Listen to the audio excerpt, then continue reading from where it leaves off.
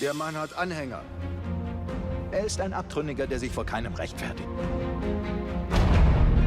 Du hast mich mal gefragt, ob ich seinen Namen kenne. Nun kennt jeder seinen Namen. Und ich fürchte um seine Sicherheit. Benutzt beim nächsten Versuch dieses Netz. Glaubst du, dass unmögliche Dinge passieren können? Dass die Naturgesetze außer Kraft gesetzt werden können? Dass etwas nicht erklärt werden kann?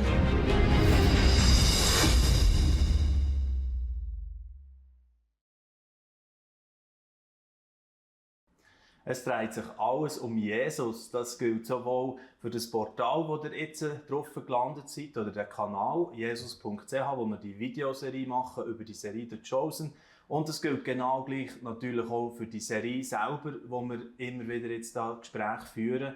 Und einfach ein bisschen dem auf die Spur kommen, was ist die Faszination von «The Chosen» genau? Was ist denn das, was Leute anspricht, jung und alt? Und in verschiedensten Ländern und eben natürlich auch bei uns in der Schweiz sind wir gerne wieder ein bisschen am Umhören. Und heute freue ich mich sehr, Sabrina Giliberti ist hier und erzählt uns ein bisschen von ihrem Weg mit der Chosen und ihrer Faszination. Zuerst mal willkommen bei uns, Sabrina. Merci vielmals. Ja, ich finde, Chosen ist einfach faszinierend, weil ich das Gefühl habe, es ist die Art und Weise, wie Menschen heute erreicht werden. Ich glaube, es ist noch einmal miterleben, was Jesus gemacht hat. Und wir dürfen das in einer Generation erleben, die, glaube ich, Gefühl wieder viel mehr braucht als früher. Wir haben vorher schon kurz off-camera darüber geredet, dass das Gefühl, früher waren die Menschen noch, dass man irgendetwas Logisches erlebt. Aufgrund von einer logischen Schlussfolgerung hat man sein Leben verändern. Ich glaube, heutzutage ist viel mehr so herzbetont. Es geht darum, was spüre ich, was fühle ich. Und das macht es schwierig. Aber ich glaube, Chosen ist genau das Mittel, das das wieder ändert, wo dort hier reinredet. Und so unglaublich schön, wie die Geschichten dargestellt werden und wie man reingehen kann in das, was Jesus dann gemacht hat. Und wenn es sich für mich wahr anfühlt, dann ist es irgendwann schon etwas, wo ich mich noch mehr auf die Suche mache oder wo ich es noch genauer wissen will. So nach diesem Prinzip könnte es hier gehen, Mensch. Oder vielleicht mehr, wenn ich merke, es spricht mein Herz an, fange ich meinen Kopf einschalten. Ich hatte das Gefühl, früher hatte ich das Problem, dass mein Kopf bereicht hat und dann hat es irgendwie noch den Weg gebraucht dahin. Und jetzt ist es ein bisschen umgekehrt, habe ich das Gefühl. Ich habe schon mit Tini mal geredet und dann haben wir so über... Das ist eine richtig krasse Geschichte eigentlich. Wir haben so darüber geredet, ja, wie ist es so mit dem Bösen, wie ist das Böse in die Welt gekommen. Wir haben das logisch so bis dorthin entschlüsseln, wo wir irgendwie hergekommen und dann hat es einfach Glauben gebraucht, das Vertrauen mit dem Kopf. Und Tini hat gesagt, ja, alles, was du sagst, macht Sinn, aber irgendwie spüre ich es noch nicht. Und das ist ein bisschen das, was ich meine. Es braucht auch, dort braucht es so den halben Meter, nicht nur vom Kopf bis ins Herz, sondern auch vom Herz in den Kopf. Mhm. Ja. Und eben, wenn du gerade schon erwähnst, Begegnung mit einem Teenie oder das Gespräch, also du hast sehr viele junge Leute um dich herum, oder? Du bist in diesem Bereich immer wieder dran, tätig im Bereich von, was macht ihr dort, Camps oder Programme, Abend zusammen verbringen wahrscheinlich, irgendetwas Lustiges anzetteln, oder? Verschiedenes. Also bei den Teenies geht der grosse Teil von Liebe durch den Magen, wirklich. Okay. Zusammen essen ist immer mega cool, Lager sind auch mega toll. Ich bin dort verantwortlich im Teenscamp von FMG und das ist immer mega wertvoll. Einfach auch so zu merken, dass Teenies dann über das Camp raus sich manchmal schon melden, wenn sie Fragen haben. Also wirklich so, das, was ich dort erlebe in dieser Woche, ist für mich auch ein bisschen die Jüngerschaft, eben das, was wir erleben im Chosen, wie Jesus mit seinen Jüngern unterwegs ist. Es hat so einen mega coolen Moment gegeben. Im letzten Lager sind wir zusammen wandern und nachher, das ist so, wir waren so im Nirgendwo. Eigentlich haben dann meine Leiter gesagt, das können wir doch fast nicht machen. Wir gehen einfach nur so ein bisschen, das war so am Morgenbiet und dann sind wir dort durchs Morgen gelaufen. Und dann war es aber cool, die Teenies waren voll begeistert. Und dann haben wir angefangen, über den Glauben zu reden. Und irgendwann hat das Teenie gesagt, hey, Sani, predige noch ein bisschen mehr, ich will noch mehr hören. Und du hast so gemerkt, da ist geistiger Hunger rum. Die wollen hören, wer Jesus ist. Und wenn Jesus hat eigentlich auch nichts anderes gemacht, als mit ihnen das rumgelaufen und ihnen erzählt und dann Sachen erlebt. Und ich glaube, dann kann man dann auch vielleicht verstehen, warum er sagt, hey, schau dir mal diesen Feigenbaum an, ich erzähle dir jetzt eine Geschichte über das. Oder ich erzähle dir eine Geschichte über das. Ich glaube, so funktioniert das von Herz zu Herz. Ja. Ja, oder eben auch, das zusammen Essen ist ja auch ein wichtiger Teil. Ich meine, in der Serie «The Chosen» sind sie ja ständig irgendwie dran, oder wieder etwas zubereiten oder eben genießen, ein Mahl miteinander und so. Oder in der dritten Staffel, und da würde ich jetzt gerne ein bisschen überleiten zu auch Highlight-Momenten, die du erlebst mit «The Chosen» selber persönlich. Dort hier gibt es zum Beispiel die Speisung, oder? Die riesen Menschenmenge und dann das Wunder, wo die Fische und Brote sich vermehren. Und wir haben auch ein Bild hier, wo man so ein bisschen sieht, wenn er am Reden ist. Und das ist auch von der Bergpredigt, schätze ich mal, noch jetzt hier.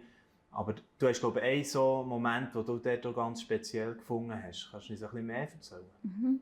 Ich finde es besonders cool, dass ich habe so das Gefühl, dass ich eigentlich nicht so die Person bin, die so eine Mission mega fest auf dem Herzen hat. Es gibt Menschen, die haben eine mega feste Mission auf dem Herzen und die gehen voll für das. Aber das ist so etwas, wo Jesus oder wo Gott hat entstehen in meinem Herz. Darum haben wir auch die Chosen-Härtchen gemacht. Und ich merke, ich glaube, desto mehr, dass man sich anfängt mit Gott identifizieren, mit Jesus anfängt identifizieren, fängt so eine Liebe an wachsen für andere. Und dort hat es vor allem die Szene, wo Jesus wie sagt, hey, die geben sich dort ja auf die Köpfe und dann kommen zuerst die Griechen sein Glaube und dann jetzt noch die Jüdischen und alle sind dort am Fight und die Jünger sagen, hey Jesus, es ist vielleicht mal der Moment, für ein bisschen zurückzustehen und sagen, wir gehen hier aus dieser Situation raus. Und Jesus sagt, nein, jetzt fangen wir erst an. Dann macht er das Wunder und dann fängt er an zu erzählen den Leuten hier, wer er ist und was er gemacht hat. Und der Funke geht weiter. Jesus fängt an, Menschen zu rufen. Das sind die Gewählten, die dort hocken. Es hat so viele Menschen, die gewählt sind und die es noch nicht wissen. Du warst gewählt, bevor du es gewusst hast. Hättest du mich vor ein paar Jahren kennengelernt, hättest du nicht mit mir so reden können, wie du es jetzt machst. Das Feuer wäre nicht existent gewesen. Jesus hat das Feuer entfacht. Ja, dann hocken sie dort. Oder? Die eine ist doch irgendwie in der Zauberei auch, oder Esoterik drin und denkt, und sie meint er auch. Und genau. Also, alle sind wie gemeint, so das. Ja, und nachher fängt er an zu erzählen, und es hat so viele Leute, dass es irgendwann nicht mehr möglich ist, dass er zu allen reden könnte. Und dann sagt er den Jüngern, jetzt geht ihr raus und steht hierher. Und sie machen nichts anderes als dort stehen und hören und das weiter sagen. Und das finde ich so schön, weil für das sind wir auch aufgerufen. Wir sollen hören, wir sollen in Verbindung sein mit dem Vater. Wir sollen das Wort offen haben, wir sollen im Gebet verbunden sein. Und gleichzeitig sollen wir rausgehen und reden. Weil wir haben die Hoffnung, wir haben alles das, die Materie, die wir haben, das sind nur Schauspieler. Das ist nur, wir könnten ganz so gut einen anderen Tisch haben, ein anderes Setting hocken, das ist so egal. Aber um was es wirklich geht, ist die Hoffnung. Und die sollen wir weitergeben. Ja, gewaltig. Also diese Szene, das ist eine von vielen. Also ich meine jetzt so die dritte Staffel hat wieder ganz viel Spannendes zu bieten. Am Schluss, für die noch nicht geschaut haben, für mal so ein bisschen einen Teaser einzubauen, ist sogar noch die Szene, die spektakuläre Szene dort hier auf dem See, Genezareth, oder, wo sie in den Sturm hineinkommen. Ganz gewaltig finde ich auch, wie sie das bringen. Wie ist denn das jetzt, für noch ein bisschen zurückzukommen, zu dieser Arbeit mit den Teenies? Du dort hier jetzt mit den Teenies zusammen auch so Folgen schauen von «The Chosen» oder einfach empfehlen und sie ziehen sich mal rein, oder wie läuft das ein bisschen? Ich glaube, mehr Empfehlung. Weil ich finde eigentlich, wenn man zusammen ist, ich glaube, wir sollen weiterfahren, wir sollen zusammen weiterleben. Das hört nicht auf. Die Geschichte von Jesus hat nicht aufgehört. Die geht immer weiter. Und ich glaube, wir dürfen das wie nutzen als Mittel, um zu verstehen, um was es geht.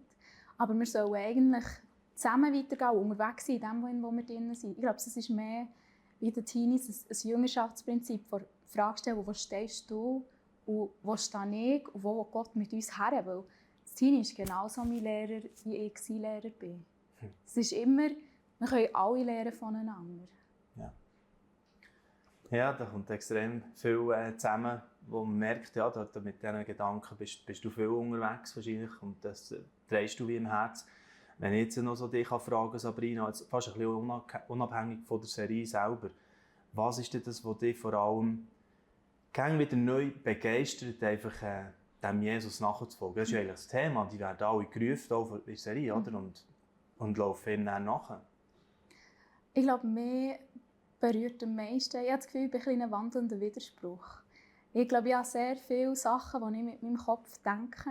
Also sehr viele Sachen, die ich mit meinem Herz fühle und dann habe ich das Gefühl, ich muss machen. Und mich begeistert Jesus, dass egal in welchem Bereich dass ich reingehe, egal wo ich forsche, es bestätigt sich immer mehr. Es gibt nichts, was ich je gefunden habe, das nicht bestätigen würde, dass Jesus das gemacht hat. Ein kleines Beispiel ist zum Beispiel in der Medizin. Das Vitamin K ist dafür verantwortlich, für Blutungen zu stoppen. Das ist so nichtig, die Information. Am 8. Tag macht das Vitamin K einen Peak. Das ist genau dann, wo in der Bibel geschrieben war, dass man die Gielen beschneiden soll. Das heisst, Gott hat wie einen Schutz eingebaut, dass die Leute dann nicht verblühten. Und das ist ein Detail in der Medizin von Tausenden, die meinen Kopf berühren, wo ich denke, das ist doch krass, dass sich Gott das überlegt hat. Und so ist es überall. Und da kommt natürlich der berufliche Kontext bei dir auch noch rein, den wir gar nicht erwähnt haben. Du bist Pflegefachfrau. Von dem her, das Medizinische natürlich ist etwas, das dir im Alltag begegnet und wo du einen gewissen Zugang dazu hast. Selbstverständlich. Wow, sehr spannend. Danke vielmals, Sabrina, dass du uns ein bisschen teilhaben an deiner Begeisterung für The Chosen und eben überhaupt einfach mit dem Leben teilen mit dem Jesus oder ihm immer wieder auf den Fersen sein, dem Mann, der eben in The Chosen auch so schön gezeigt wird und dargestellt wird. Und ich kann euch nur einmal mehr motivieren, geht doch selber auch einmal auf die App The Chosen oder ein DVD bestellen, ist auch möglich, kann man schon die ersten 2 Staffeln auf Deutsch haben und euch selber mal ein Bild machen über den Jesus, so wie er bei The Chosen dargestellt wird oder natürlich direkt in der Bibel kann man noch ganz viel entdecken und wünsche euch ganz viele spannende Entdeckungen dort hier dabei und Gottes Segen. Schönen Sonntag, bis gleich wieder. Dieses Video ist nur möglich dank freiwilliger Unterstützung der Community. Unser Ziel ist es, täglich ein neues Video zu veröffentlichen. Um dieses Ziel zu erreichen, suchen wir 365 Videopartner, die uns mit je 150 Franken pro Jahr unterstützen. Als Videopartner trägst du direkt dazu bei, dass noch mehr Menschen das Evangelium hören und im Glauben ermutigt werden. Melde dich jetzt als Videopartner an unter www.livenet.ch/Videopartner.